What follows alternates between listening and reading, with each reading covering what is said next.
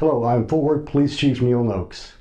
I'm here to provide you with updated information concerning an officer-involved shooting that occurred on July 5th, 2023, involving a Fort Worth police officer and a Fort Worth Fire Department arson investigator, who is a fire department employee trained and licensed as an armed Texas peace officer. On the evening of July 4th and into the early morning hours of July 5th, the Fort Worth police and fire departments were working together to proactively address illegal fireworks activity in the city. The Fort Worth PD officer and the arson investigator were working as a two-person team assigned to this detail and responding to fireworks complaints. At approximately 9:20 p.m. on July 4th, this team was dispatched to a fireworks disturbance call at the corner of Ross and 32nd Street, where there was a large block party going on. They spoke with the residents at the location about the disturbance, but did not observe active fireworks activity at that time. At around 12:25 a.m., this team was dispatched to a call in another part of the city, and on the way, drove past the block party at Ross and 32nd. Upon arrival, the officers observed an apparently injured Hispanic male walking away from another male holding a firearm. The officers got out of their vehicle and began walking toward the house at the corner, which was the location of the block party and the crowd. At the same time the officers were stopping to investigate, Fort Worth PD 911 dispatchers received a call from a neighbor about a disturbance with people fighting at the corner of Ross and 32nd Street. Fort Worth Police 1054, what's the address you're calling about? There's a block party on the intersection of Ross Avenue and 32nd. Okay, Ross and 32nd? Yeah, and there's a lot of screaming, crying. I think there's a big altercation. It's a big old fight. Okay, yes, ma'am. Oh my God, they just shot. As the Fort Worth officer approached, a gunshot was heard, and a black male later identified as 21-year-old Billy Smith could be seen standing and pointing a firearm at what officers later learned was a Hispanic male on the ground next to an SUV.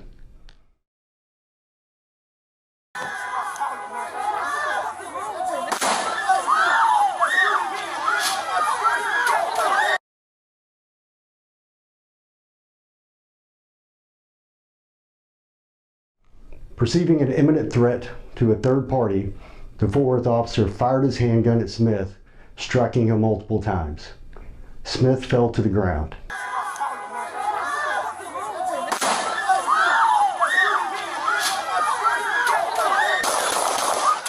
Please get down! At the same time this was occurring, the arson investigator, who was standing in the front yard to the officer's left, observed a second male later identified as 30-year-old Bronche Mentor with a pistol in his hand. The pistol had a weapon light activated which was shining in the direction of officers and the person on the ground. At this moment, officers heard 2 shots fired. Please get down! Please get down! In fear for the safety of himself, the Fort Worth officer, and others at the location, the arson investigator fired his handgun at Mentor. The Fort Worth officer also fired at Mentor.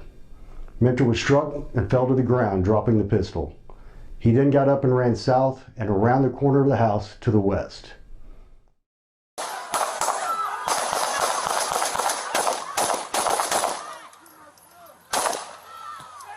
Sit down!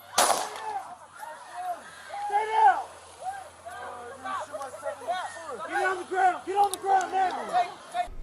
When the Fort Worth officer approached Smith where he had fallen on the ground, he observed a semi-automatic pistol and removed it, placing it on the ground behind him. The pistol that was dropped by Mentor can also be seen lying on the grass where he fell.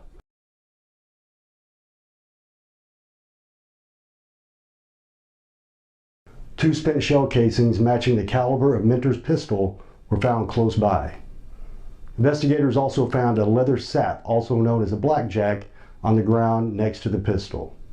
The arson investigator moved to the corner of the house where he encountered a male who was shot in the leg and provided aid to him. During this incident, a Hispanic male was sitting on the curb next to the SUV. He appeared to have been injured. Later, investigation revealed that he had been shot, stabbed, and beaten.